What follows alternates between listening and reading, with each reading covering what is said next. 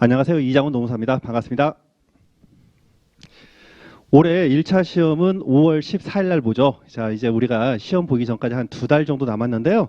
여러분들 뭐 2차 위주로 공부하시는 분들 뭐 2차 따라가기 정신 없을 거고, 또 이제 1차만 막 시작하시는 분들은 좀 늦게 시작하시고, 아니면은 뭐 직장 생활 이렇게 하셔가지고 뭐 1차 공부하시기도 시간이 좀 벅차실 분들이 좀 많으실 겁니다. 자, 어찌됐건 이제 우리가 이제 객관식 노동법 객관식 문제풀이 과정에 들어가게 됐는데요. 이제 여러분들이 공부를 어떻게 할 것인가에 대해서 간단하게 안내 말씀드리고 본 수업을 진행하도록 하겠습니다. 자, 일단 이번 그 문제풀이 과정은요. 일단 기존의 기출 문제들을 중심으로 해서 제가 진도별로 문제들을 재구성했고요. 또 이제 각 단원별로 이제 판례 좀 중요한 내용들을 제가 창작 문제로 좀 가미를 좀 시켜서 진도를 구성을 했습니다. 그리고 저희가 이제 그 1차 기본 이론으로 핵심 소수 노동법 그 책으로 진도를 나간 바 있죠. 그 책에 의하면은 이제 모든 기출 지문들을 제가 책에 별도로 형광펜으로 표시를 했습니다. 그래서 정답 지문은 이제 푸른 계열로 형광펜을 표시를 하시고, 그리고 오답 지문 같은 경우에도 제가 첨화 형식으로 해서 변형된 지문들을 제가 책 내용에서 원스톱으로 해결을 해드렸어요. 그래서 지금 이번 진도에 나가는 그런 문제들은 핵심 소수 노동법에 있는 내용들을 염두에 충분히 숙지하신다면 별 고민 없이 바로 OX를 확인할 수 있도록 제가 구성을 했습니다. 그래서 이 객관식 문제풀이 과정이 1차 과정에서 반드시 필요하냐? 자, 이렇게 질문하시면요. 일단 여러분들이 공부가 좀 되신 분들은 직접 그냥 여러분들이 문제만 좀 풀어보셔도 무방할 것 같고요.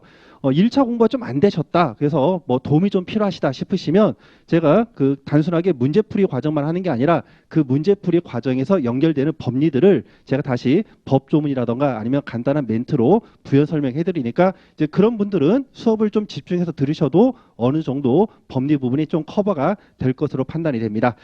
자, 이렇게 제가 안내 말씀드리고요. 일단 강의 계획서 한번 보겠습니다. 강의 계획서 보면 일단 강의 목표 보시면은 진도별 기출문제 중심으로 구성된 문제풀이를 통해서 실전 능력을 배양을 시키고, 빈출되는 기출 지문을 이제 현장에서 학습하도록 하고요. 자, 그리고 오답 지문으로 현출될 수 있는 키워드 위주로 이제 정리를 합니다. 제 강의 특징 같은 경우에는요, 아까 말씀드린 바와 같이 문제풀이 과정이 앞서가지고 법조문 중심으로 해서 간단한 개념들을 미리 설명을 해드리고, 그리고 문제풀이 과정으로 들어가고요. 자, 그리고 모든 그 문제들은 제가 PPT로 다시 그 재구성을 해가지고 전자칠판을 이용해서 수업을 진행을 나갑니다. 그래서 여러분들이 혹시라도 이동 중에 뭐 자료 없이도 그냥 제 PPT 강의안만 가지고서 수업 진행이 될 수 있도록 그렇게 제가 강의를 구성을 했고요. 그리고 이제 또 여러분들이 공부를 하시다가 좀 어려운 부분들이 있으면 그 헬프를 칠 수 있도록 제가 그 여기 강의에서 보시면은 카톡 아이디가 있죠. 근데 이 카톡 아이디 그냥 제 연락처를 공개를 해드리겠습니다.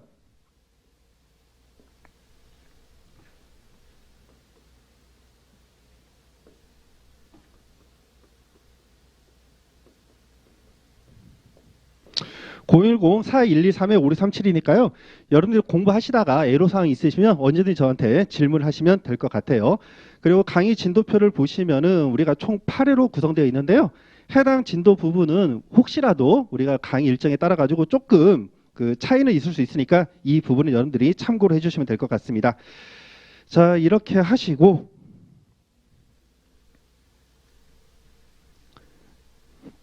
저는 이제 이렇게 생겼습니다.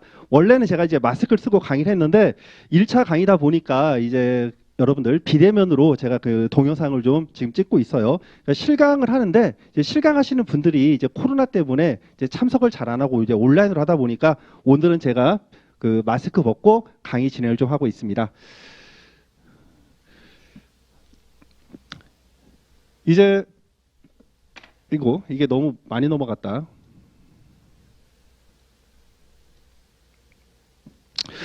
본 수업에 앞서가지고 우리가 그 1차 시험에 관련된 정보를 정확하게 알고 나서 수업을 좀 진행할게요.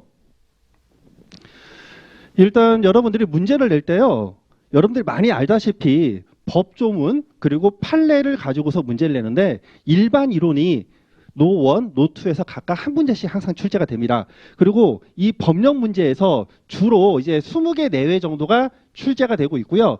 순수하게 판례만 묻는 게 한두 문제 정도가 나옵니다. 그리고 이제 조합형 문제는 뭐냐면은 지문 자체가 법령하고 판례하고 묶어가지고 나오는 걸 우리가 조합형 문제라는데 이게 보통 한 3-4문제 정도가 출제가 되고 있어요. 그래서 제가 연도별로 문제를 제가 그 분석을 했으니까 표를 한번 보시고 여러분들이 확인하면 되고요. 그래서 이 1차 시험 같은 경우에는 우리가 판례를 몰라도 그냥 단순하게 법령 자체만 알고 있어도요. 노동법 같은 경우에는 70에서 80점 정도는 무난하게 맞을 수가 있거든요. 자, 그래서 여러분들이 지금 노동법을 시작하신다 하더라도 아직 늦지 않았습니다. 그래서 본 수업을 여러분들이 열심히 따라오시면 될 것 같고요. 자, 그리고 출제 유형 분석을 해보면 보통 오답형 문제를 물어보는 게 이게 20개 내외가 나옵니다. 자, 이거는 당연히 이럴 수밖에 없는 게요. 교수님들이 문제를 만들 때 맞는 질문을 예문으로 내는 것보다 우리가 틀린 질문을 예문으로 내는 게 더 어렵거든요. 문장을 바꿔야 되니까. 그러다 보니까 이제 교수님들이 출제를 낼 때 오답형 문제, 즉 다음 중 틀린 것은 무엇인가 이렇게 오답형 문제를 내는 게 한 20문제가 나오고 그리고 정답형 문제를 물어보는 게 이게 여기 표에서 보는 것처럼 한 2-3문제 정도가 출제가 됩니다. 그리고 이제 모듈형 문제라고 해서요. 다음 중 맞는 것끼리 묶은 것은 뭐 이런 식으로 내놓는 게 이제 한두 문제가 나오고 그리고 이제 그 단순하게 OX를 묻는 게 아니라 알고 있는 법 지식을 응용해서 추가적인 내용을 뽑을 수 있는 문제 이런 사고형 문제가 보통 이제 한 문제가 이제 출제가 되는데요. 출제가 안 됐던 연도도 있죠. 자, 다음은 우리가 노동법 각 영역에서 출제된 문제 빈도인데요. 일단 노원 같은 경우에는 여러분들이 조심하셔야 될 게 특별법에서 10문제가 출제가 됩니다. 특별법에서. 자, 그러다 보니까 이 특별법을 여러분들이 다 버린다. 그러면 낭패를 받아요. 낭패. 우리가 1차 시험 같은 경우에는요. 노동법 1, 2는 각각 80점 정도는 맞춰주셔야 여러분들이 조금 어려운 사회보험법이나 민법이나 여기에서 점수가 로스가 되는 걸 노동법에서 커버할 수가 있습니다. 그래서 이 기타 법령을 여러분들이 어느 정도는 좀 숙지를 해주셔야 되고요. 문제 보시면 전체적으로 노원 파트에서는 근기법에서 우리가 15개가 전반적으로 다 출제가 골고루 되고 있고 그리고 각 특별법에서 문제가 하나씩이 출제가 됩니다. 자, 노동법 2 같은 경우에는 우리가 특별법이 4개가 있죠. 그래서 이 특별법에서 각각 역시 한 문제씩이 출제가 되고 있고요. 그리고 노조법에서 이제 21문제가 나오는데 역시 각 전범위에 걸쳐서 골고루 출제가 되고 있습니다.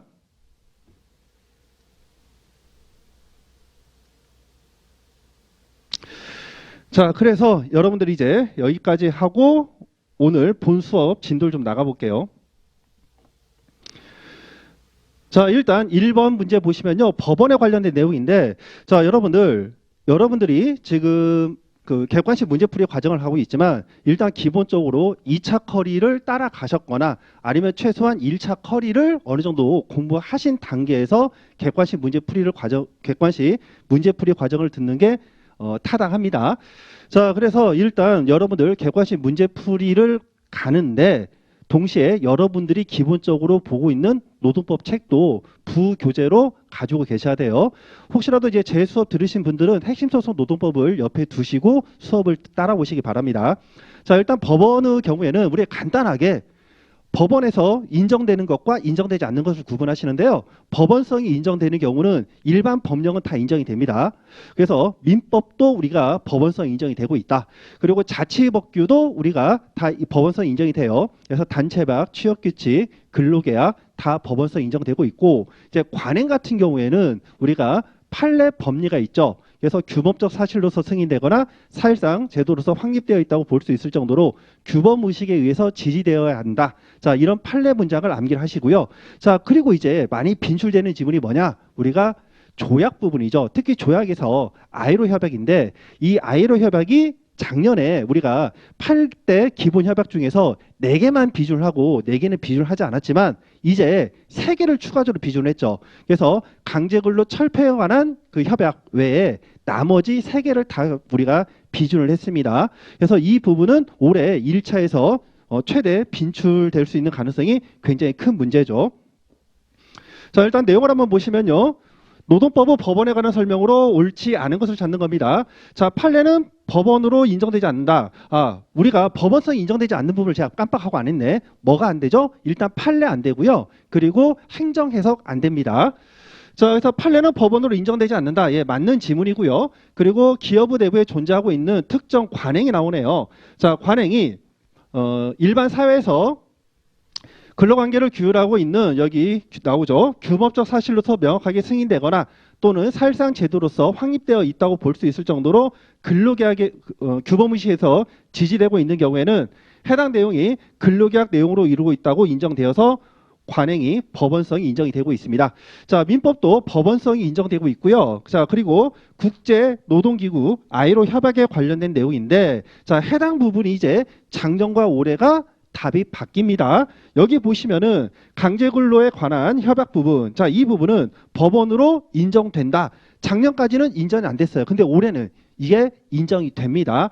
자, 그래서 이 ILO 협약 중에서 법원성이 인정되지 않는 경우는 우리가 강철이라고 했었죠. 그래서 강제근로 철폐에 관한 협약만 우리가 법원성 인정되지 않고요.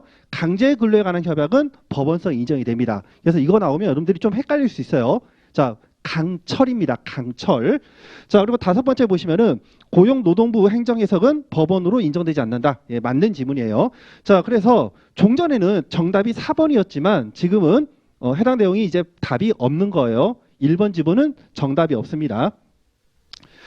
자, 2번으로 넘어가겠습니다. 법원에 관한 설명으로 옳지 않는 건데요. 자, 1번 고용노동부 업무 지침 등이 그 성질과 내용이 행정기관 내부 사무처리 지침에 불과한 경우에는 대외적인 구성력이 없다. 자, 행정해석, 업무 지침 이런 것들 원칙적으로 구성력이 없습니다. 자, 두 번째 국제노동기구 결사에 대한 자유. 자, 그리고 단결권 보호에 관한 협약. 자, 이거는 노동법은 법원에 해당한다. 작년에는 법원에 해당되지 않았어요. 자, 그런데 올해는 법원성이 인정이 됩니다. 자, 이것도 맞는 지문이고요. 자, 세 번째, 노동사건에 대한 판례는 노동법은 법원으로 인정되지 않는다. 예, 맞는 지문입니다. 자, 그리고 단체협약은 노동법은 법원으로 인정된다. 자치법규 노동법 법원으로 인정된다고 했었죠. 자, 그리고 다섯 번째, 노동조합의 규약은 일종의 자치적 규범으로서 소속 조합원에 대해서 법적 효력을 갖는다. 자, 우리가 규약도 자치 규범으로서 법원성이 인정이 됩니다. 해서 2번도 역시 답이 없네요. 작년까지만 하더라도 정답은 우리가 2번이었는데 지금은 결사의 자유 및 단결권 보호에 관한 협약도 지금은 비준을 하고 있기 때문에 정답이 없습니다. 자, 3번을 보시면요. 역시 법원에 관한 설명으로 옳은 것은 되어 있는데 근로관계 당사자의 권리와 의무를 규율하고 있는 취업규칙, 자, 자치규범이죠. 법원성 인정이 됩니다. 자, 그리고 두 번째 국제노동기구 강제근로에 관한 협약이죠. 이거 조심하셔야 돼요. 강제근로 철폐에 관한 협약은 우리가 비준을 하지 않았지만 강제근로에 관한 협약은 우리가 작년에 비준을 했습니다. 노동법 법원에 해당합니다. 요거 이제 맞는 지문이고요. 자, 그리고 노동사건에 관련된 대법원 전원합의체 판결은 법원에 해당하지 않죠. 자, 그리고 네 번째 노동관계 법령에 대한 법제처의 유권 해석은 노동법 법원에 해당하지 않습니다. 자, 그리고 다섯 번째 사용자와 그리고 개별 근로에 체결한 그 근로계약은 노동법 법원에 해당하죠. 근로계약도 법원성 인정이 됩니다. 자, 그래서 정답은 1번과 2번이 지금 되겠네요.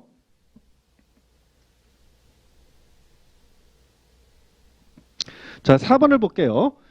ILO 협약 중에 우리나라가 비준한 것을 모두 고른 것은, 자, 그러면 지금은 모두 고른 것은 요거는 지금 비준하지 아니한 것을 찾으시면 돼요. 자, 비준하지 아니한 게 뭐다? 강철이다. 강제근로 철폐에 관한 협약이다. 보시면 강제근로에 관한 협약, 이거 강제근로 철폐에 관한 협약이 아닙니다. 그래서 이 경우에 비준했고요. 나머지도 다 비준을 했습니다. 그래서 역시 4번 문제도 정답이 없습니다. 자, 5번 보겠습니다. ILO 협약에 관한 설명으로 옳지 않은 것을 찾는 거네요. 베르사유 평화조약에 근거해서 국제연맹의 산하단체로 창설이 되었다. 자, 이거 맞는 거고요. 자, 여기 일단 문제를 풀기 전에 연도를 보시면은 16회 문제죠. 그래서 과거에는 이런 지저분한 문제가 출제가 많이 됐는데 지금은 이런 연역적인 문제는 정말 출제가 많이 안 되고요. 만일에 이런 거 나오면 틀리라고 내는 문제입니다. 그래서 이런 부분들은 여러분들이 좀 느낌으로 감각적으로 좀 찾는 연습을 좀 하셔야 돼요. 자, 그래서 총회는 노사정 3자로 구성되어 있고 정부 대표가 2인이고 노사 대표가 각 1인이다. 요거 뭔가 좀 이상한 것 같아. 일단 이렇게. 자, 그리고 세 번째, 헌장의 정신은 사회정의에 입각한 보편적, 지속적 평화 확립이다. 자, 네 번째, 총회의 의결권은 정부 대표만 갖는다? 자, 우리가 아이로 협약은 국제노동기구인데 이 국제노동기구에서 중요한 역할을 하는 사람들이 누굴까요? 근로자들, 노동자들을 대변할 수 있는 자들이 있어야 되겠죠. 그런데 정부 대표만 갖는데요. 아, 얘가 틀린 것 같아. 이렇게 찍으시면 되는 겁니다. 자, 그리고 다섯 번째, 우리나라는 기본 협약 중에 결사의 자유되게 하는 협약 87호 협약은 아직 비준하고 있지 않다. 자, 그러면 요것도 이제 맞는 지문이죠. 요거 맞는 지문 5번. 넘어가시고 잠깐만. 결사에 관한 협약 87호 지금 비준을 했죠. 비준했어요. 자, 그래서 이거 정답 4번, 5번 두 개네요. 4번, 5번 두 개입니다. 정답 수정을 좀 해주세요. 4번만 했는데 자, 지금 옳지 않는 거니까 5번도 정답이 됩니다. 4번, 5번 두 개입니다. 자, 6번을 보시면요. 노동법 법원에 관련된 설명으로 옳지 않는 겁니다. 자, 취업규칙에서 정한 기준에 미달하는 근로조건을 정한 근로계약은 그 분에서 무효가 된다. 자, 우리가 취업규칙이 나오고 그리고 근로계약이 나옵니다. 자, 이런 내용은 여러분들 법원의 경합 문제인데요. 법원의 경합 문제에서 법원 측이 3개가 나오죠. 자, 첫 번째가 신법 우선, 상위법 우선 원칙, 두 번째가 신법 우선 원칙, 세 번째가 특별법 우선 원칙입니다. 자, 그러면 우리가 위계가 있을 때, 즉 법원 간에 좀 센 놈과 그리고 힘이 약한 놈, 이 두 개가 있을 때 무엇이 먼저 우선한다? 힘이 센 놈, 우리가 상위법이 먼저 우선하는 거죠. 자, 다만 언제나 상위법이 우선하는 게 아니라 상위법이 그 하위법보다 유리할 때는 먼저 상위법이 적용되고 그리고 불리할 때는 하위법이 적용이 됩니다. 자, 그래서 이 경우를 보시면은 취업규칙 이게 지금 상위법이죠. 취업규칙 상위법이고 근로계약이 하위법입니다. 근데 이 상위법에서 정한 기준에 미달하는 근로조건을 정한 하위법이야. 그러면 뭐가 적용돼? 상위법이 적용되겠죠. 그래서 그 근로계약 부분은 무효가 된다.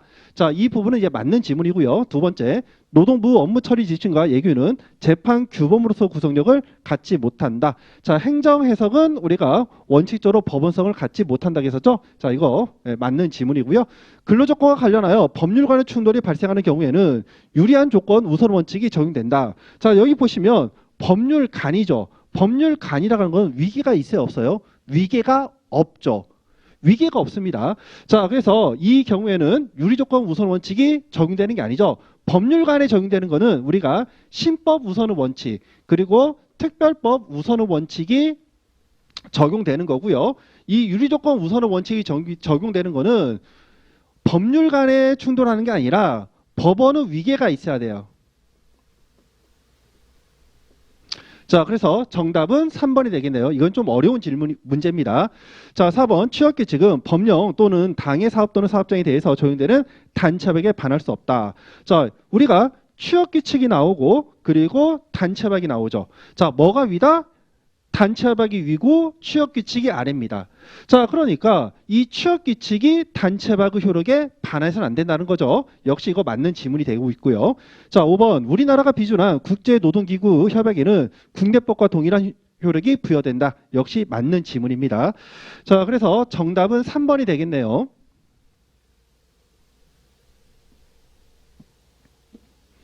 자, 7번 노동법의 법원에 관한 설명으로 옳지 않은 것은 자, 1번 보시면요. 해외 연수 근로자가 퇴직할 당시에 인사 규정이 근로자에게 유리하게 개정이 되었다. 자, 인사 규정 이거는 우리가 법적 성격이 취업 규칙이 되겠죠. 취업 규칙이 근로자에게 유리하게 개정이 되었습니다. 자, 그렇다면 아직 면제 기간이 진행 중이던 근로자의 해외 연수 비용 상환 의무를 면제받은 의무 복무 기간은 개정된 인사 규정에 의하여 소급 적용을 배제하는 별도 규정이 없는 한 유리하게 개정된 인사 규정이 적용된다. 자, 이거는 이제 맞는 지문이 되겠죠. 두 번째, 고용노동부 장관은 법령이나 단체법에 어긋나는 취업규칙 변경을 명할 수가 있다. 자, 이거 여러분들 굉장히 중요한 건데요. 제가 이제 그 핵심 이론 수업 때 말씀드렸지만 어떠한 명령, 시정 명령을 내릴 수 있는 기관은 우리가 행정기관이 됩니다. 행정기관은 감독기관이고요. 그리고 뭔가 법적인 문제가 발생했을 때 노동위원회를 통해서 구제를 받는 거죠. 자, 그래서 우리가 시정명령 같은 걸 내릴 때 행정관청은 법을 몰라. 그러니까 어떻게? 언제란 표현은 좀 그렇지만 일반적으로 노동위원회의 의결을 얻어서 우리가 명령을 내립니다. 자, 그런데요. 단체 협약에 대한 이런 변경 명령은 누가 한다? 고용노동부 장관이 합니다. 자, 그러면 여기에서 고용노동부 장관은 기본적으로 고용노동부에는 말을 이렇게 할게요. 고용노동부에는 노동위원회가 비록 독립된 우리가 협의체 기관이긴 하지만 고용노동부 산하입니다. 그래서 이 고용노동부 장관이 법령이나 단체법에 어긋나는 취업규칙 변경을 명하는 경우에는 이 경우에는 노동위원회 의결이 요하지 않습니다. 노동위원회 의결 불요. 이거 하나 여러분들 조심을 해주세요. 왜? 노동위원회보다는 고용노동부 장관이 위계상으로 위에 있으니까 노동위원회 의결을 거칠 필요가 없는 겁니다. 그 외의 행정기관이 시정명령을 낼 때는 언제나 노동위원회 의결을 요해요. 이거는 여러분들 원리니까 기억을 하시면 다른 문제들 다 커버가 됩니다. 자, 그리고 여기 보시면은 명할 수 있다예요. 명해야 된다면 틀린 지문입니다. 자, 이것도 맞는 지문이고요. 자, 3번. 근로기준법 시행령은 법률에 위임이 없다 하더라도 법률이 규정한 개인의 권리 의무 내용을 변경 보충하거나 새로운 내용을 규정할 수 있다. 자, 우리가 상위법에서 모든 내용들을 다 규정하면 좋은데 그러다 보면 내용이 너무 많아질 수 있다는 거죠. 그래서 상위법에서 중요한 것만 우리가 규정을 하고 그 아랫법인 하위법에 야, 이런 것들은 너네들이 좀 구체적으로 정해봐. 이렇게 토스를 해줄 수가 있어요. 위임을 해줄 수가 있어요. 다만 위임을 할 때에는 우리가 이 위임의 범위를 구체적으로 명시해야 됩니다. 구체적으로 명시해서.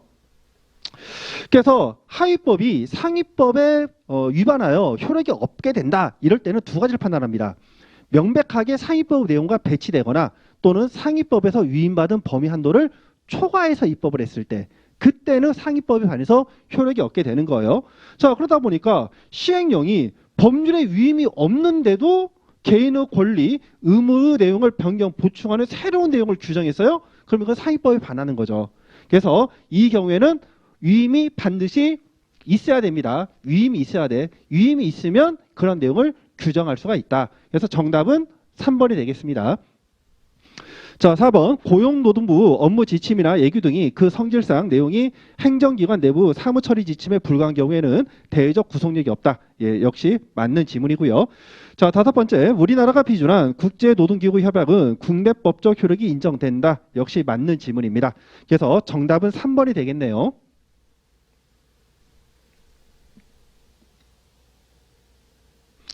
자, 8번 마지막 문제 같은데 해당 내용은 문제가 좀 길어서 제가 말씀을 드리다가 사라질 수가 좀 있습니다.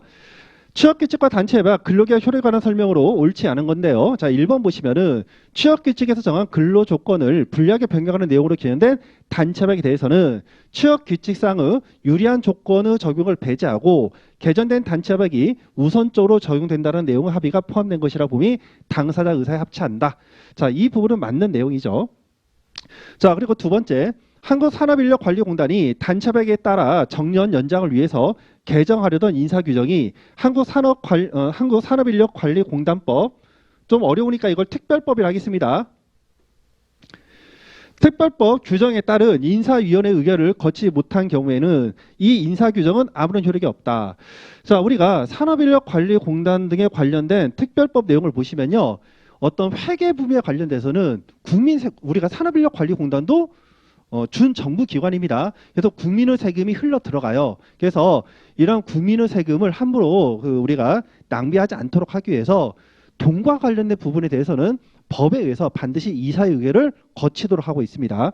자, 그러면 이번 지문에서 정년 연장을 합니다. 정년 연장을 하면 그만큼 인건비가 더 많이 지출이 되겠죠. 재무 회계와 관련된 부분이니까 이 경우에는 이사회 의결을 거쳐야 돼요. 근데 이사회 의결을 거치지 못했어요. 그러면 이거는 법 위반이 되는 거죠. 법 위반. 그래서 법을 위반한 경우에는 자치규범의 효력은 인정된다, 인정되지 않는다. 효력이 인정되지 않는답니다. 맞는 지문이고요. 자, 세 번째, 취업규칙에서 정한 기준보다 유리한 근로조건을 정한 개별 근로계약 부분은 유효하고 취업규칙에서 정한 기준에 우선해서 적용한다. 자, 이 부분 다시 한번 취업규칙 정한 기준보다 유리한 근로조건을 정한 개별 근로계약 부분은 유효하고 취업규칙 정한 기준에 우선해서 적용된다. 자, 해당 부분은요. 최근에 나온 판례 내용인데 이게 좀 학계의 많은 비판을 좀 받고 있습니다.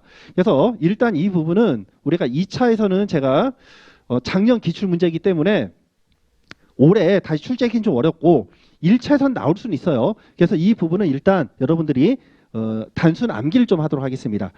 자, 그리고 4번 보시면요. 취업규칙이 근로자 측의 집단적 동의를 받아 근로자에게 불리하게 변경된 경우에도 근로조건 자유결정 원칙은 여전히 지켜야 된다. 자, 그래서 해당 내용은 뭐냐면은 이제 사례 문제가 이런 거였죠. 우리가 연초에 연봉계약서를 체결합니다. 자, 그러다가 이제 연 도중 한 6월쯤 돼가지고요. 취업규칙에서 임금 피크제를 도입을 한다는 거죠. 자, 그러다 보면 연봉계약서에 따른 급여를 받던 사람이 취업규칙상의 임금 피크제에 도입이 돼버리면 기존에 받던 것보다 우리가 연봉 총액이 줄어들게 된다는 겁니다. 자, 이랬을 때 무엇이 먼저 적용이 되느냐? 그래서 일단 단순 암기를 하겠습니다. 일단은 근로계약서가 우선해서 적용이 된다. 그렇게 여러분들이 기억을 해주세요. 그래서 3번 다시 보시면은 취업규칙에 정한 기준보다 유리한 근로조건을 정한 개별 근로계약 부분은 유효하다. 그래서 취업규칙에 정한 기준에 우선해서 적용된다. 그 말이고요. 자, 네 번째. 그리고 이 취업규칙 자체가 우리가 94조 근기법 94조 제1항 단서 규정에 따른 근로자 측의 집단적 의사일정 판매 위한 동의를 받아서 변경되었다 하더라도 무엇이 먼저 적용된다? 우리가 근로계약서 내용이 먼저 우선적으로 적용된다. 그래서 근로조건 자유결정 원칙이 여전히 지켜져야 된다. 자, 이런 말이고요. 자, 5번.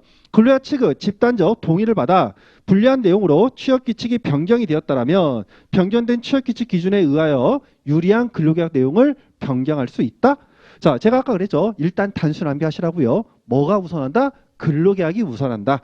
자, 그렇기 때문에 근로자 측의 집단적 의사일정 방법에 따른 동의를 받아 취업규칙이 변경이 되었다 하더라도 취업규칙이 적용돼요? 취업규칙이 적용되지 않죠. 자, 따라서 취업규칙이 근로계약 내용을 변경할 수 있다? 변경할 수 없다. 그래서 정답은 5번이 되겠습니다.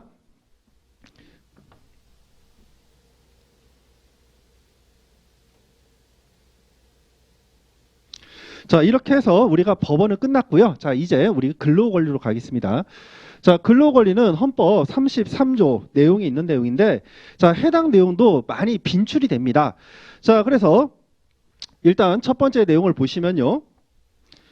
헌법 32조에 명시된 내용으로 옳은 것을 모두 고르시오. 자, 근로조건의 기준은 인간의 존엄성을 보장하도록 법률로 정한다. 자, 이거 맞는 지문이고요. 자, 근로조건의 기준과 관련해서는 인간의 존엄성이 보장되도록 하고 있다. 그래서 이때 법률이 뭐다? 이때 법률의 가장 대표적인 게 근로기준법이 되겠죠. 자, 그리고 두 번째 보시면요. 국가는 사회적 경제적 방법으로 근로자 고용 증진 그리고 최저임금 보장에 노력을 해야 된다? 자, 아니죠. 근로자 고용 증진에 대해서는 얘는 노력 의무고요. 자, 그리고 최저임금에 대해서는 현재 여러분들 최저임금법 시행이 되고 있죠. 그래서 최저임금에 관련해서는 시행 의무입니다. 시행. 자, 그래서 이때 노력 의무는 고용 증진만 노력 의무고 최저임금은 우리가 시행 의무이기 때문에 시행해야 된다. 이렇게 표현이 되어 있습니다. 자, 디귿. 국가는 여자의 복지와 권익 향상을 위해서 노력을 해야 된다. 자, 우리가 여자와 연소자에 대해서는 헌법에서 특별보호를 받죠. 여성, 연소자. 이 사람들은 특별보호를 받습니다. 헌법에 의해서 특별한 보호를 받는다. 자, 리을. 국가는 근로 의무 내용과 조건을 민주주의 원칙에 따라 법률로 정합니다. 자, 역시 이거 리을 맞는 거죠. 자, 그래서 근로 의무 내용과 조건은 민주주의 원칙에 따라서 법률로 정합니다. 그래서 기억번과 리을번을 여러분들이 좀 구분을 좀 해주셔야 됩니다. 그렇게 하면 정답은 기억 리을이니까 2번이 되겠네요.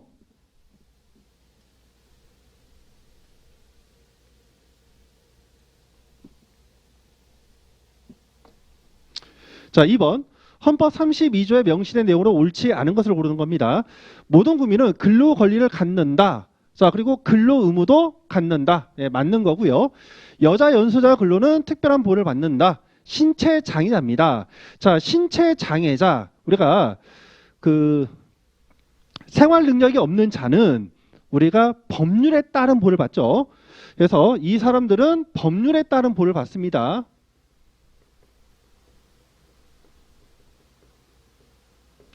그리고 4번을 보시면요. 근로조건의 기준은 인간의 존엄성을 보장하도록 법률로 정한다. 앞에서 했던 문장이고요. 자, 국가는 법률이 정한 바에 따라 최저임금제를 시행해야 된다.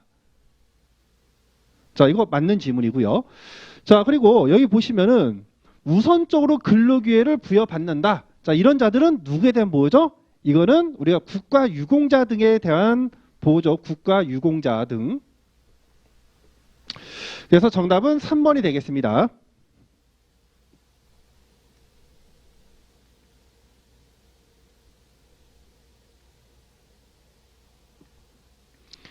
(3번) 근로권리에서 보장하고 있는 내용으로 옳지 않은 것을 찾는 건데요.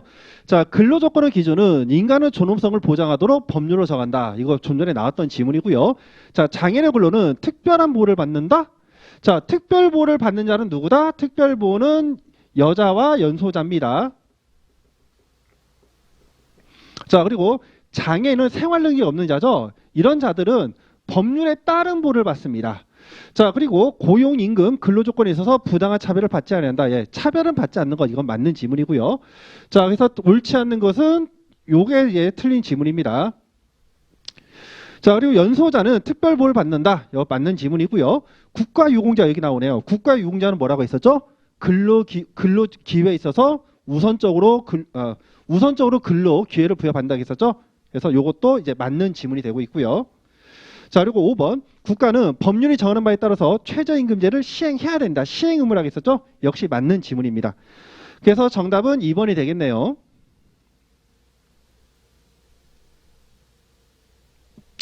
자, 4번을 보겠습니다.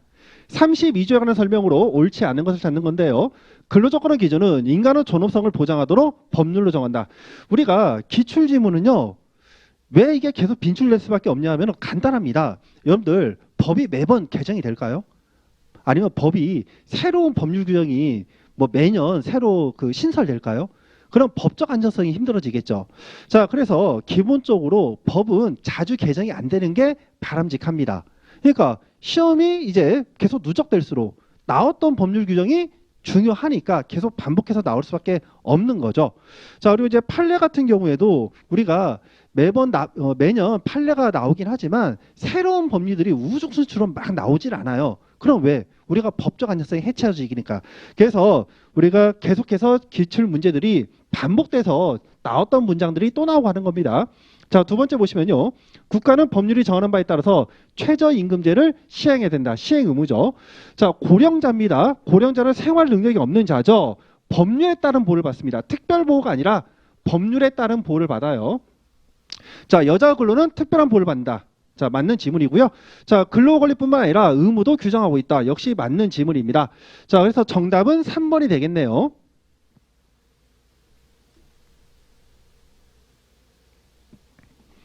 자, 5번. 헌법 32조에 관한 설명으로 옳지 않은 것을 찾는 건데요. 국가는 법률이 정하는 바에 따라서 최저임금제를 시행해야 된다. 자, 이쯤 되면 이제 몰라도 다 암기하겠다. 오늘만 지금 한 대여섯 번 나온 것 같습니다. 여자 근로는 특별 보호를 받는다겠죠. 예, 맞고요. 자, 고용, 임금, 근로조건 등에서 부당한 차별을 받지 않는다. 예, 맞는 지문입니다. 자, 국가는 근로 권리의 내용. 예, 의가 두 번 나오니까 발음이 좀 이상하다. 근로 권리의 내용과 조건을 민주주의 원칙에 따라 법률로 정해야 된다.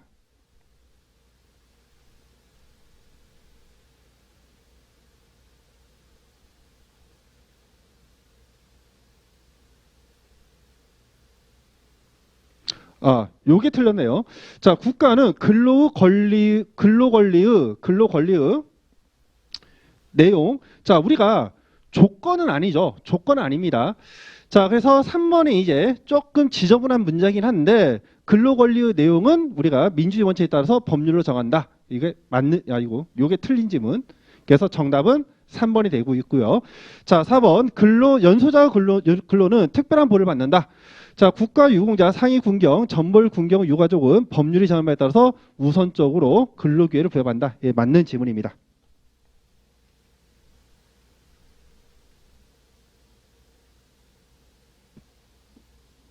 근데 PPT로 아니고 이제 혼자 강의를 하다 보니까 제가 머리가 시선이 정면을 보지 않고 자꾸 이제 왼쪽으로 좀 쏠림 현상이 좀 있네요. 자, 8번, 6번을 볼게요. 자, 헌법상 근로권리에 관한 설명으로 옳지 않은 것을 찾는 겁니다. 헌법은 근로권리 주체를 국민으로 규정하고 있다. 예, 맞는 거죠. 모든 국민은 근로권리를 갖는다. 자, 2번 근로조건의 기준은 인간의 존엄성을 보장하도록 법률로 정한다. 예, 맞는 내용이고요. 자, 그리고 국가에 대한 직접적인 직장 존속 보장 청구권은 헌법상 근로권리에서 도출된다. 자, 우리가 근로권리는요 추상적 권리죠. 그래서 직장 존속 보장 청구권은 인정되지 않습니다. 그래서 3번이 정답이고요. 자, 4번 국가는 사회적 경제적 방법으로 근로자의 고용 증진과 적정 임금 보장에 노력해야 된다. 자, 이거는 맞는 지문이에요. 그래서 고용 증진 노력 의무, 적정 임금 보장 의무, 그리고 다시 고용 증진 노력 의무, 적정 임금 보장 노력 의무가 있고, 그리고 최저임금은 시행 의무라는 거 반드시 구분을 해주세요. 요거 맞는 지문. 자, 그리고 국가 유공자 등 우리가 사회 군경이나 전벌 군경 유가족은 법률이 정한 바에 따라서 우선적으로 근로 기회를 부여받는다. 그래서 이 부분은 여러분들이 필히 구분해 주세요. 자, 다시 한번. 여성 근로자 그리고 연소자는 헌법에 따른 특별 보호를 받는다. 자, 그리고 생활 능력이 없는 자는 법률에 따른 보호를 받고요. 국가 유공자들은 법률에 따라서 우선적으로 근로 기회를 부여받는다. 이렇게 정리를 좀 해주세요.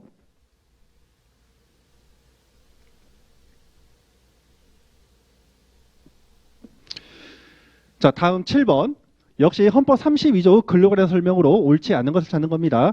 최저임금제 시행은 헌법상 근로권리에서 명시된 규정이다. 이제 시행 의무가 규정되어 있죠. 국가 유공자의 유가족. 법률이 정한 바에 따라서 우선적으로 근로기회 부여를 받는다. 맞는 지문이고요. 자, 3번. 헌법재판소는 국가에 대해서 고용 증진을 위한 사회적 경제적 정책을 요구할 수 있는 권리에 대해서 외국인의 기본권 주체성을 인정을 한다. 자, 여러분들 외국인의 기본권 주체성과 관련해서는요 2차에서도 굉장히 중요한 논점입니다. 자, 우리가 근로 권리에 대해서 헌법재판소는 이렇게 보고 있죠. 일단 일할 자리에 관한 권리와 일할 환경에 관한 권리로 구분하고 있죠. 그래서 일할 자리에 관한 권리는 기본적으로 사회권 성격이 더 크고요. 일할 환경에 관한 권리는 자유권적 성격을 가미하고 있다고 보고 있죠. 자, 그래서 일할 환경에 관한 권리는 외국인은 인정되지 않지만 일할 자리에 관한 권리는 외국인도 인정이 되고 있습니다. 자, 그래서 비록 불법 체류 외국인이라 하더라도 기왕이 제공한 근로제공 대가에 대해서는 임금 등을 지급을 해줘야 되는 거죠. 그래서 이 해당 내용은 굉장히 중요한 내용이 있기 때문에 다시 한번 보시면, 자, 헌법재판소는 국가에 대해서 고용 증진을 위한 사회적, 경제적 정책을 요구할 수 있다? 자, 이건 뭐예요? 정책을 요구할 수 있는 권리. 이거는 일할 자리에 관한 권리입니다. 일할 자리에 관한 권리. 자, 따라서 이 경우에 주체성을 인정하지 않게 됩니다. 자, 4번. 헌법재판소는 인간의 존엄성을 보장하기 위하여 최소한의 근로조건을 요구할 수 있는 권리에 대해서 외국인의 주체성을 인정을 한다. 자, 이거는 뭐예요? 인간의 존엄성을 보장하기 위해서 최선의 근로조건. 이거는 뭐냐? 우리가 기본권은요, 국민의 권리와 인간의 권리로 나눠지는데, 우리가 자유권의 성격은요, 국민의 권리도 되지만 인간의 권리도 같이 충족이 됩니다. 그래서 이 경우에는 우리가 일할 환경에 관한 권리를 의미합니다. 자, 그래서 요거는 이제 맞는 지문이 되겠죠. 자, 5번. 헌법재판소는 건강한 작업 환경 그리고 일에 대한 정당한 보수 등을 요구할 수 있는 권리가 근로권리에 포함되어 있는 것으로 본다. 예, 맞는 지문이에요. 그래서 정답은 우리가 3번이 정답이 되겠네요.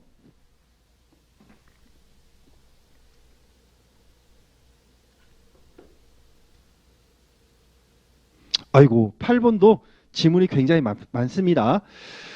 자, 노동관계법에 관한 헌법재판소 결정으로 옳지 않는 걸 찾는 거네요. 자, 헌법 32조 제3항은 근로조건의 기준은 인간의 존엄성을 보장하도록 법률로 정한다고 규정을 하고 있죠.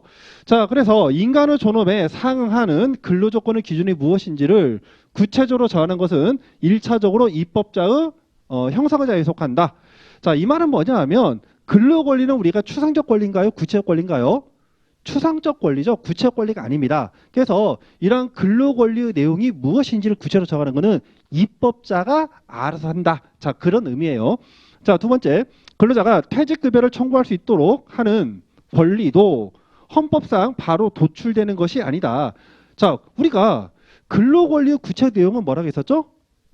근로권리의 어떤 구체적 내용들은 우리가 근로권리 자체가 추상적 권리이기 때문에 입법자가 법률로서 내용을 규정을 해야 그때 비로소 권리로서 보장이 된다는 겁니다. 자, 그래서 퇴직급여를 청구할 수 있는 권리, 자, 여기에 관련된 구체적 내용이 과거에는 이제 근로기준법이 규정이 되어 있다가 이게 이제 별도로 근태법이라고 해서요. 근로자 퇴직급여 보장법에 퇴직급여 제도가 규정이 되어 있죠. 퇴직급여 제도가 규정이 되어 있습니다. 자, 그래서 여기 나오네. 근로자 퇴직급여 보장법 등 관련 법률이 구체적으로 정함에 따라 그때 비로소 인정이 될 수 있다. 예, 맞는 지문이에요. 자, 3번 근로권리는 일할 자리에 관한 권리뿐만 아니라 여기 나오네 또 일할 환경에 관한 권리도 내포를 하고 있다. 자, 그래서 후자의 경우에는 생존권적 성격을 갖는다. 자, 후자가 뭐죠? 일할 환경이죠. 일할 환경은 얘는 자유권적 성격을 갖습니다. 자, 그래서 생존권적 기본권의 성격을 가지고 있기 때문에 외국인에 대해서도 근로권리에 관한 기본권 주체성을 인정하지 않는다? 아니죠. 생존권 성격도 있지만 자유권 성격도 동시에 가지고 있기 때문에 외국인에 대해서도 인정을 합니다. 자, 그래서 3번이 틀린 지문이고요. 자, 4번 해고예고는 근로관계 존속이라는 근로자 보호 본질적 부분과 관련되는 것이 아니므로 해고 예고를 둘 것인 여부 그 내용 등에 대해서는 상대적으로 넓은 입법 형성의 여지가 있다. 자, 이거는 맞는 지문이고요. 자, 5번 근로자 공급사업은 성질상 사인이 영리를 목적으로 운영할 경우에 근로자에 대한 중간 착취, 강제 근로, 인권 침해, 임신 매매 등의 부작용이 초래될 가능성이 매우 크기 때문에 고용노동부 장관의 허가를 받은 자만이 근로자 공급 사업을 할 수 있도록 제한하는 것은 직업 선택의 자유, 본질적 내용을 침해하는 것이라고 볼 수가 없다. 예, 역시 이거 맞는 지문이죠. 자, 그래서 우리가 나중에 뒤쪽에서 직업안정법을 4회차 때 우리가 진도가 나올 건데요. 근로자 공급 사업을 할 때는 반드시 고용노동장관의 허가를 받도록 하고 있죠. 그래서 정답은 3번이 되겠습니다.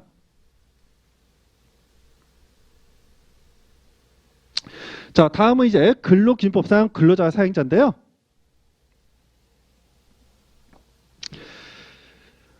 일단 1번을 보시면은 근로기준법에 규정된 근로자라 함은 직업 종류를 불문하고 임금을 목적으로 사업 또는 사업장에서 근로를 제공한 사람을 의미한다.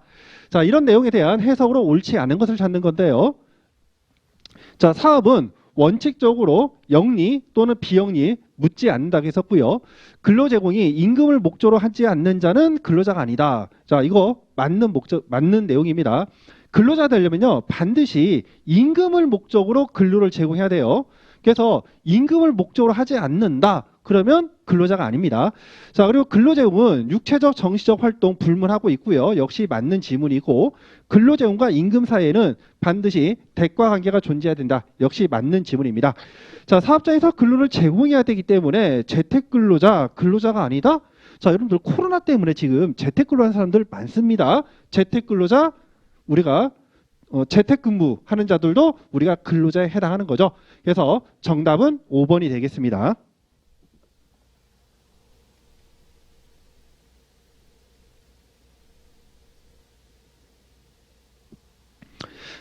자, 2번 보시면요. 대원 판례의 근기법상 근로자성 인정에 관한 판례 기준들이다. 자, 이 중에서 사용자가 경제적으로 우월한 지위를 이용해서 임의로 정할 여지가 크기 때문에 이러한 기준에 의해서 근로자로 인정되지 아니하는 것만으로 근로자성을 쉽게 부정해서 아니 된다고 하는 사항에 해당되는 것은, 자, 우리가 근기법상 근로자를 판단할 때는요. 계약 형식 불문하고요. 우리가 임금을 목적으로 사용 종속 관계에서 근로를 제공하고 있는지 여부에 따라 판단을 한다고 했었죠. 자, 그리고 사용 종속 관계에 관련돼서는 우리가 판례 기준으로 우리 일단 첫 번째 종속 노동성, 그리고 두 번째 독립 사업자성이 부정돼야 되고요. 보수 근로대가성이 인정돼야 되고, 그리고 네 번째 노무 재원 관계의 개유성과 전속성이 일정 부분 인정돼야 되고, 자, 다섯 번째 기타 요소로 크게 나눌 수가 있습니다. 자, 그런데 이런 여러 가지의 징표 중에서 특히 사용자가 경제적으로 우월하여 임의로 정할 여지가 큰 요소들을 제가 두 문자로 기소장이라고 했었죠. 기소장. 아이고, 요거 너무 작나?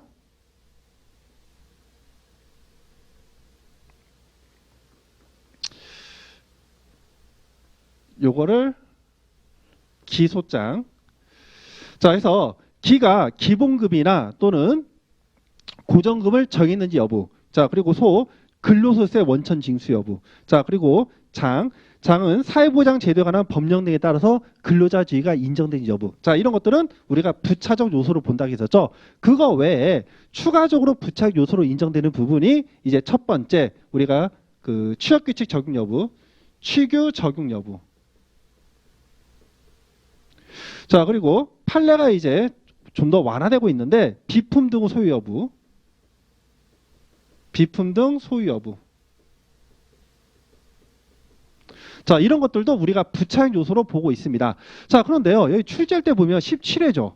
그러니까 17회 때 판례에서는 기소장만을 인정을 했어요. 근데 그 이후에 우리가 이런 부차적 요소 범위를 판례가 좀 더 완화시키고 있는 거죠.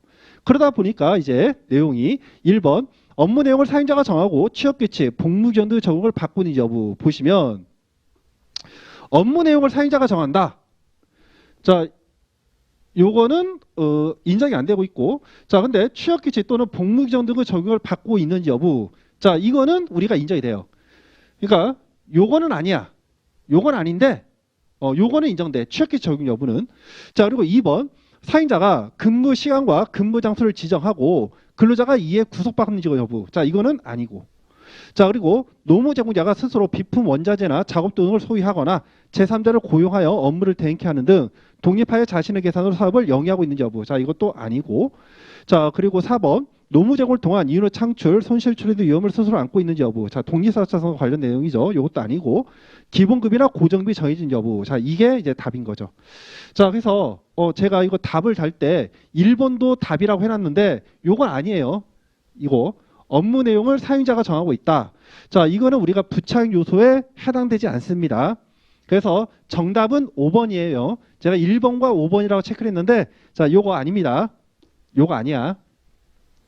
제가 요거 때문에 그랬는데, 자, 앞에 있는 전문이 아니기 때문에 이거는 정답이 아니고요. 정답은 5번만 되겠습니다. 자, 3번 근로기법상 사용자라는 설명으로 옳지 않은 것을 찾는 겁니다. 자, 1번 근로계약 체결 당사자로서 사용자 개념은 근기법의 준수 의무자로서 사용자 개념과 다를 수가 있다. 자, 우리가 근로계약 체결을 하는 당사자예요. 그러면 근로계약을 체결했어. 그러면 일을 시키면 돈을 줘야 되겠죠. 최종적으로 법적 책임을 지는 자입니다. 그래서 근로계약 체결 당사자로서의 사용자라 하면 얘는 누가 된다? 사업주가 되겠죠. 법적 책임을 지는 자. 자, 그런데 근로기준법상 준수 의무자의 사용자는요, 우리가 넓은 개념의 사용자죠. 그래서 이때는 사업주뿐만 아니라 사업 경영 담당자, 그리고 중간관리자도 다 포함되는 개념입니다. 자, 그래서 이거는 다룰 수 있다. 예, 맞는 지문이 되겠죠. 자, 2번 사용자 개념 중에 사업 경영 담당자 일종의 CEO를 의미합니다. 사업주로부터 사업 경영 전부 또는 일부에 대해서 포괄적이고 일반적인 권한을 위임받은 자를 의미한다. 제가 두 문자로 사경포의 대대라고 말씀드린 바 있죠. 이거는 예, 맞는 지문이죠. 자, 그리고 3번 근로기준법상 근로자에 해당하면서 사용자의 지위를 가지는 경우도 있다. 자, 이게 누구다? 중간관리자가 되겠죠. 맞는 질문이고요. 사용자는 도급이나 그 밖에 이에 준하는 제도로 사용하는 근로자에게 임금을 보장해야 한다. 자, 그리고 근로시간에 따라 일정액을 보장해야 하는 것은 아니다. 자, 문장이 조금 이상한 것 같죠? 여기 보시면은 사용자는 도급에 의해서 근로자에게 임금을 도급이나 그 밖에 이에 준하는 제도로 사용하는 근로자에게 임금을 보장을 해야 된다. 자, 이때 근로시간에 따라 일정액을 보장해야 되는 거 아니라 이거 뭐 정답부터 하면 보장을 해야 되는 거예요. 자, 무슨 말이냐면은 요 내용이죠. 여러분들 우리가 노동법은 형식이나 실질로 판단한다고 했죠. 그래서 실질적으로는 우리 근로자예요. 근로자. 도급은 민법 적용입니다. 도급은 일의 완성을 목적으로 일을 완성했을 때 그 대가로서 보수를 지급하는 게 도급이에요.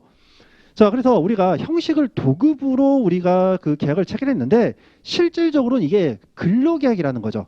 자, 그러면 일을 맡기는데 이게 8시간 정도 일이 걸립니다. 보통. 자, 그러면 8시간 정도 일이 걸리면 형식을 계약을 했다 하더라도 도급 계약을 했다 하더라도요. 이 도급 금액을 최소한 최저임금 곱하기 8을 해가지고 나오는 급여를 지급하라는 겁니다. 근데 그게 아니라 4시간치만 지급했다. 그러면 이거는 법 위반이라는 거죠. 그런 의미로 일하세요. 그래서 다시 한번 보시면 내용이 좀 어려운데 사용자는 도급이나 그 밖에 준하는 제도로서 사용하는 근로자에게 돈을 줄 때에는 어떻게 최소한 이 도급에 따른 일의 완성이 이루어지는 그 시간에 비례해서 시간당 금액이 보장되도록 해야 된다. 그런 의미입니다. 그래서 정답은 4번이 되고 있고요. 자, 5번 도급계약 형식을 취하고 있다 하더라도 도급인과 수급인 근로자 사이에 실질적인 지배 종속 관계가 인정되는 경우에는 도급인은 수급인 근로자의 사용자가 된다. 자, 이 부분은 여러분들 2차 판례로 보신다면 묵시적 근로계약 관계론이에요. 묵시적 근로관계. 자, 그래서 계약 형식은 우리가 도급을 했지만 실질적으로 이 원수급인의 근로자가 제공하는 노무를 제공받는 제3자죠. 이 제3자와 그리고 원 고용주 이 사이에 원 고용주가 제3자의 노무대행 경우가 동일시할 수 있을 정도로 그 존재가 형식적이고 명목적인 것에 불과하고요.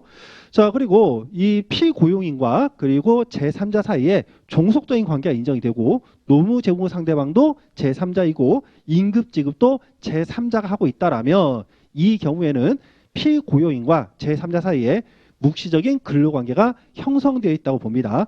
자, 이렇게 묵시적 근로관계가 형성된 경우는 우리가 직접 고용관계가 성립을 합니다. 자, 그래서 정답은 4번이 되겠네요.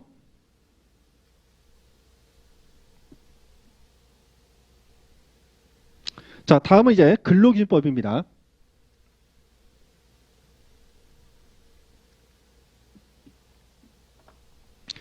근로기준법 적용법인데, 자, 첫 번째, 다음 중 근로기준법 적용 범위에 관한 설명으로 옳지 않은 것을 찾는 겁니다. 동과는 친족말을 사용하는 사업 또는 사업장, 자, 그리고 가사 사용이 여기에 대해서는 우리가 근로기준법 적용되지 않는다고 했었죠. 상시 사용하는 근로자 수 산정이 있어서 이론 근로자 포함하지 않는다. 자, 우리가 근로기준법과 관련해서 상시 사용하는 근로자 수를 산정할 때 우리가 뭐로 판단한다? 객관적이고 상태적으로 판단합니다. 그래서 해당 근로자가 고유 형태 불문해요. 밖에서 우리가 일한 사람을 봤을 때 일한 사람이 평균 5명 이상이면 됩니다. 그래서 이론 근로자 포함됩니다. 포함이 돼요. 자, 이때 참고로 포함되지 않는 자가 있죠. 포함되지 않는 자가 있는데 유일하게 누가 있다? 파견 근로자만 포함 안 됩니다. 파견 근로자는 포함시키지 않는다.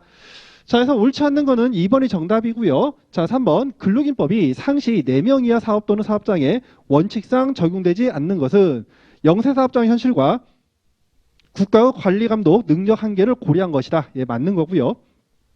4번 근로기준법의 적용 사업장은 영리사업인지 여부를 불문한다. 예, 맞는 거고요. 자, 5번 야간 근로에 대해서 통사임금의 50%를 가산하여 지급하기로 하는 규정은 우리가 상시 4명 이하 사업장에는 적용되지 않는다. 자, 우리가 두 문자로 제가 이렇게 말씀드렸죠. 연구생이 취하면 가시업, 연구생이 취하면 가시업. 자, 그래서 요 내용은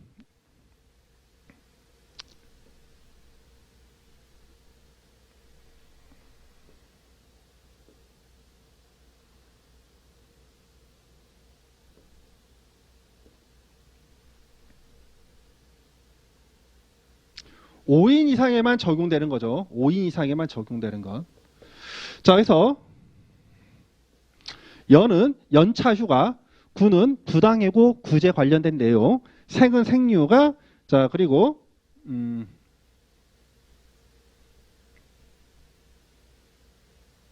취는 취업규칙, 그리고 가는 가산수당, 시는 우리가 법정 근로시간, 업은 휴업수당이죠. 휴업수당.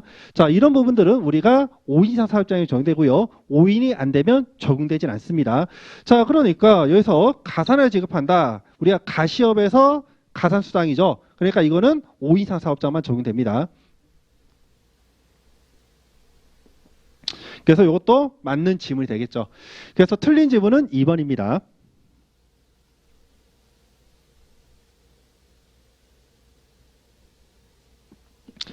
근로기법 적용에 관한 설명으로 옳은 것을 찾는 겁니다.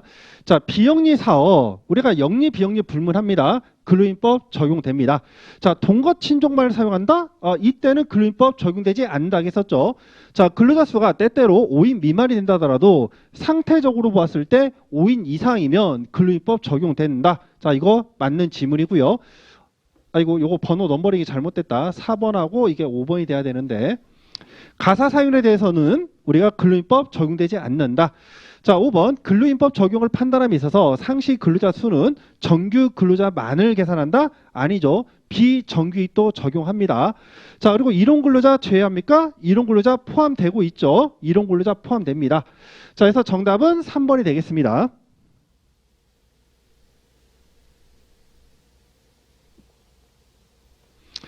근로기법 적용 범위에 관한 설명으로 옳은 것을 찾는 거죠.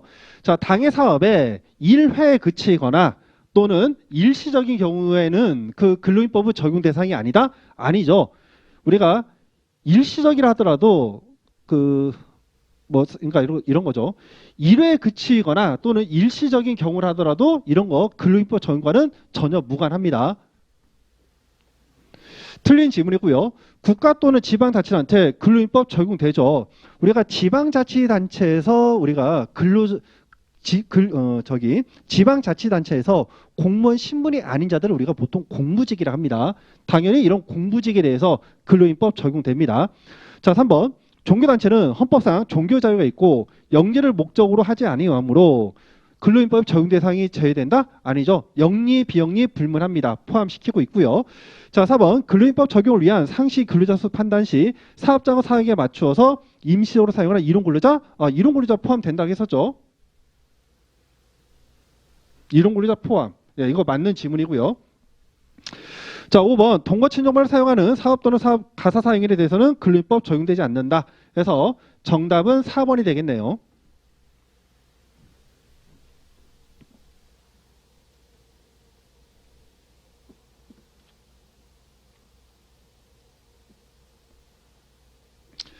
자, 4번 상시 근로자 수를 산정하는 경우에 연 인원에 포함되지 않는 자는 아까 누구라고 했었죠? 유일하게 파견 근로자. 파견 근로자. 얘만 빠집니다. 정답은 3번. 요건 하나는 여러분들 꼭 기억해 주세요. 파견 근로자는 우리가 산정되지 않는다. 나머지는 다 들어간다. 근로기법 적용법에 관한 설명으로 맞는 것을 찾는 겁니다. 자, 국내 본사가 있다. 국내 본사가 있으면 우리가 국내법 적용되니까 당연히 근기법 적용됩니다. 그 출장소, 지점 등이 외국인인데 불과한 경우에는 그 출장소, 지점에 근무하는 근로자에게 근로기법 적용됩니다. 왜? 국내주의가 원칙이기 때문이죠. 자, 이번 상시 4인 이하 근로자를 사용하는 사업장에서 휴업을 합니다. 아까 배웠죠? 뭐라고? 연구생이 취하면 가시업. 그래서 연구생이 취하면 가시업에서 뭐가 있다? 업. 요게 있네. 그러니까 이건 뭐야? 이거는 5인 이상 사업장에 적용돼. 그러니까 4인 이하는 적용이 안 돼. 적용이 안 되죠.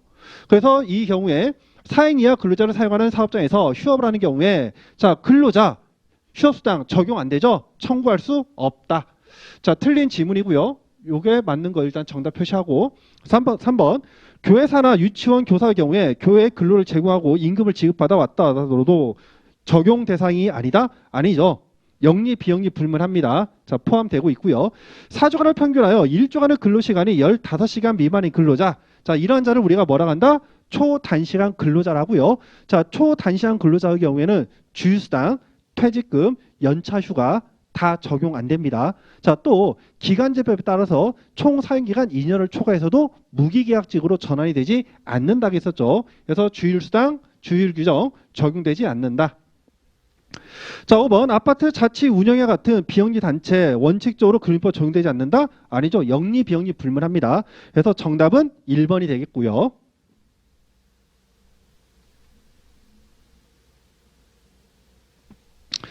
6번 근로기준법 규정에 중 상시 4명 이하 근로자를 사용하는 사업 또는 사업장에 적용되지 않는 것은 다시 말하면 5인 이상 사업장에 적용되는 것은 제가 두 문자 연구생이 취하면 가시업이랬죠.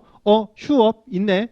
자, 출산 전후. 자, 이건 아니고 부당요구 구제 신청 연구에서 구가 있네. 자, 그리고 해고 예고 수당. 요건 아니고 자, 가시업에서 가가 있네. 돼 있죠.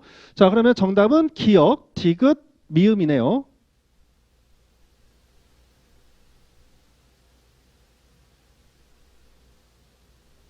뭐야? 이게 전자체발이 좀 사이즈가 크다 보니까 이게 한눈에 안 들어와요. 자, 다시 한번 볼게요. 상시 4명 이하 근로자를 사용하는 사업 또는 사업장에 적용되지 않는 것으로 묶인 것은 휴업수당. 예. 요거. 출산 전후 휴가는 요거는 적용됩니다. 얘는 적용 안 되고 얘는 적용되고 부당요구 구제 신청 안 되고 해고예고 수당 적용되고 연장근로에 대한 가산임금 적용 안 되고 그러면 기역, 디귿, 미음인데 기역, 디귿, 미음인데 기역, 디귿, 미음이 없네요. 자, 그러면 자, 이런 문제도 19회 때 냈네요. 제가 볼 때는 이거 출제 오류인 것 같습니다. 자, 일단 기역, 디귿, 미음이니까 니은, 리을 찾습니다. 니은, 리을. 요거 아니고 요거 아니고 요거 아니고 요거 아니고 그러면 요게 정답이네. 예, 좀 힘들게 찾았습니다. 힘들게.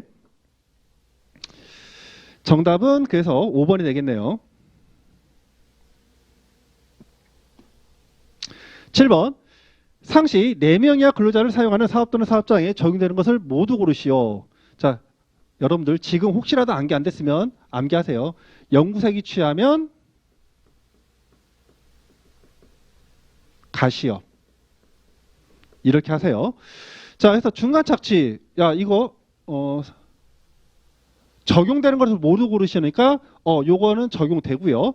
자, 그리고 단시간 근로자 근로조건 적용되고요. 요거 적용되고 연차휴가 적용 안 되고 갱내근로 적용되고. 자, 그럼 모두 고른 거니까 리을이 빠지고 기역, 니은, 디귿, 미음. 예. 4번이 정답이겠네요. 4번. 자, 이런 것들이 이제 모듈형 문제라고 합니다.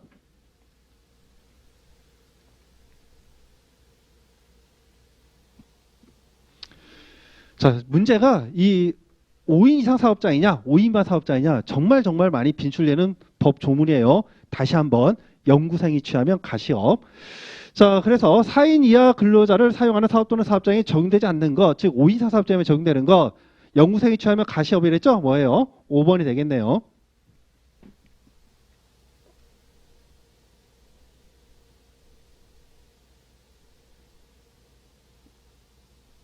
자, 9번 또 있네. 자, 4명 이하 근로자를 사용하는 사업 또는 사업장에 적용되지 않는 것.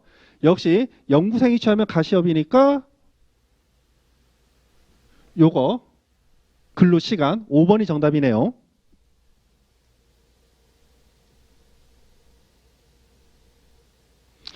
자, 그러면 여기까지 해서 우리가 1교시는 마치고요. 자, 2교시 때는 근로기법 실효성 확보 방안부터 다시 진도를 나가도록 하겠습니다.